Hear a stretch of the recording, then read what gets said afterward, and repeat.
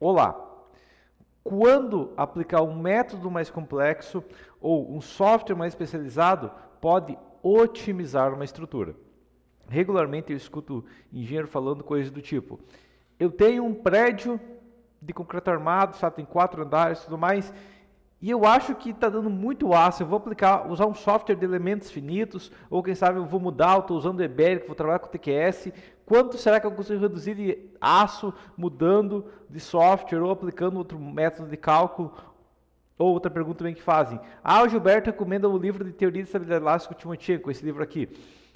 Quanto será que reduz a taxa de aço num pilar com esse livro, usando as fórmulas desse livro, ao invés de usar genérico lá que o Eberic me dá? E a questão é, a gente não usa métodos de dimensionamento mais complexos como uma maneira de reduzir aço ou de otimizar uma estrutura que a gente já tem modelada. Ok? Tá? Vamos quebrar em duas partes. Primeiro, igual eu falei, o livro de Teoria da Estabilidade Elástica do Timochenko. Tá? Até aumentar a tela aqui para você ver melhor. Mas a questão é, esse livro aqui, ó, tá? Teoria da Estabilidade Elástica. Eu uso ele regularmente, é um livro excelente para dimensionar as peças que ele aborda aqui. Tá? Se você tem um pilar, e esse pilar tem uma necessidade de aço de 8/16, você não vai pegar esse pilar que poderia fazer passar com 4/12.5. Não. Tá? Se um pilar precisa de 8/16, ele vai precisar de 8/16, não tem método que dá diferente. Se o método dá diferente, ele está errado. Okay? Se um método adequado, apoiado por normas e tudo mais, que tem sentido, dá 8/16, é essa taxa de aço. Okay? Livros como, por exemplo, Teoria de Estabilidade Elástica, vão valer quando? Quando tem uma estrutura que tem que trabalhar dentro do regime elástico e eu quero otimizar ela. Por exemplo, já usei isso aqui para calcular reservatórios, que tem uma chapa extremamente fina, ok? Ou arcos, tá? Umas peças onde eu tenho que encontrar a inércia mínima da peça para ela trabalhar adequadamente, ok? Nesse caso, um livro tipo esse é útil. Ok? Agora, mas eu estou usando o Eberic é muito podrinho, eu acho que o TQS é mais forte, assim, ou quem sabe até baixar um SAP 2000 e modelar um elementos finitos lá no meu prédio. Vai ter uma otimização maior? Eu vou conseguir entregar uma obra com menos aço, uma coisa do tipo? E a resposta é, provavelmente não. Por quê?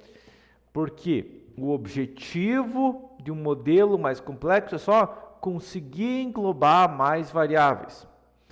E se você já trabalha com software, um Eberic, um TQS ou um CPCAD, os três vão permitir englobar praticamente a mesma quantidade de variáveis.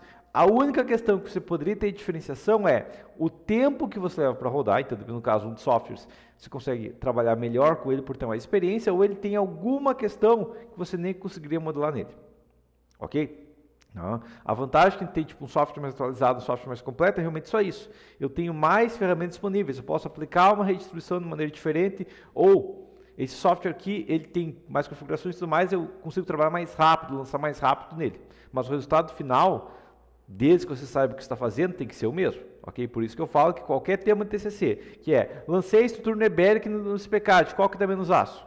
É o quê? Eu lancei configuração base genérica, e estou vendo o que está dando base genérica sem pensar, tá? Porque não faz sentido falar que vai ter diferença, porque não pode ter diferença se a estrutura é idêntica, o resultado tem que ser idêntico, ok? Então, quando que a gente vai aplicar um modelo mais complexo? Ou seja, quando que eu vou pegar elementos finitos? Quando que eu vou aplicar teoria de estabilidade elástica, outra coisa do tipo? Quando? Duas questões. Número 1, eu não sei o método de falha. E número 2, eu não consigo fazer um modelo mais simplificado. Ok? Por exemplo, se eu pesquisar análise de elementos finitos, projeto de elementos finitos, o que você vai ver é o quê? São peças complexas, peças mecânicas, peças especiais, que muitas vezes é uma peça que não tem estudos específicos dela. Ok? Tá? Por exemplo, aqui são peças de formatos complexos, digamos uma engrenagem ou uma outra peça específica, uma flange específica, que eu posso ter vários métodos de falha e eu não tenho catalogado. Ok? Isso dificilmente acontece, por exemplo, em estruturas prediais. Na verdade, em estruturas prediais não acontece nunca, porque O comportamento de uma peça de concreto a gente entende muito bem. A gente já tem os domínios. Domínio 1, o concreto falha assim. Domínio 2, ele falha assim. Domínio 3, ele falha assim. Domínio 4, ele falha assim. Domínio 5, ele falha assim. A gente já sabe como o concreto falha. A gente já tem análise de estado limite último que é extremamente precisa nesses casos. Ok? Tá? Agora, e quando que compensa, quem sabe, eu ir para um software mais complexo? Digamos que atualmente eu trabalho, sei lá, com o Eberic e eu quero trocar para o TQS, quem sabe o módulo completo TQS e tudo mais, porque o Eberic eu tenho só a versão básica. Quando você tem uma obra que você não conseguiria modelar naquele software, digamos, por exemplo, CPCAD. CPCAD tem a versão básica que é 4 pavimentos. Só se eu tenho uma obra que tem mais de 4 pavimentos, eu vou precisar mudar para o software completo sem limite de pavimentos. Ok? Ou limitação de quantidade de pilares, tudo mais, você entendeu a questão. Tá? Então é nesses casos que vai compensar um modelo mais complexo. E aqui vem uma pergunta que faz regularmente. Tá, Gilberto, mas daí o modelo mais complexo é mais preciso? E eu vou dizer que, das pessoas que fazem essas perguntas, a resposta quase sempre é não. É porque as pessoas têm um problema? Não. Porque geralmente quem faz essa pergunta está começando. Ok? E dentro da resposta. A questão que se você não tem muitos anos de experiência, você não entende teoria, você não entende os conceitos base e principalmente se você quer ir para um modelo complexo antes de fazer um modelo simples, você não tem tanto conhecimento estrutural e técnico, ok? E aqui entra a questão, uma pessoa sem tanto conhecimento estrutural e técnico provavelmente vai fazer mais bobagens quanto mais complexo for o modelo, mais fácil ela fazer uma bobagem. Ok? Tá? Então, um modelo extremamente complexo. Estou começando agora, mas eu quero fazer um modelo mais complexo porque eu acho que é melhor. Não. Vai ser horrível, porque um modelo complexo vai ter 500 variáveis, 1000 variáveis, e você não vai ter nem ideia do que configurar nelas. E daí você vai configurar muitas erradas, né? Porque se você tem 1000 variáveis, você escolheu o resultado base, você não vai saber o que fazer.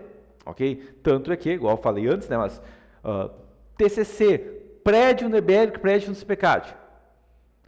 A pessoa nem se formou ainda, como é que ela vai fazer uma otimização estrutural?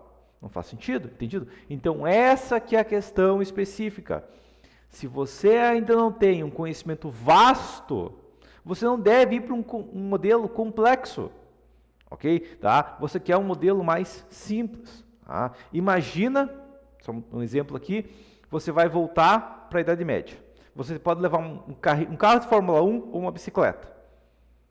Vou levar um carro de Fórmula 1, ok. Como é que você vai conseguir gasolina e tudo mais? É muito mais variáveis. Bicicleta, beleza, é uma coisa simples. Dependendo do caso, você mesmo consegue consertar. Agora, no carro de Fórmula 1, você não consegue, entendeu? Então, ter um modelo mais simples pode não permitir andar 200, 300 por hora, mas vai permitir você fazer tudo corretamente sem ter maluquices e sem se arrebentar em algum lugar quando você está 300 por hora e nem sabe dirigir um carro de Fórmula 1, beleza? Então essa que é a questão crítica.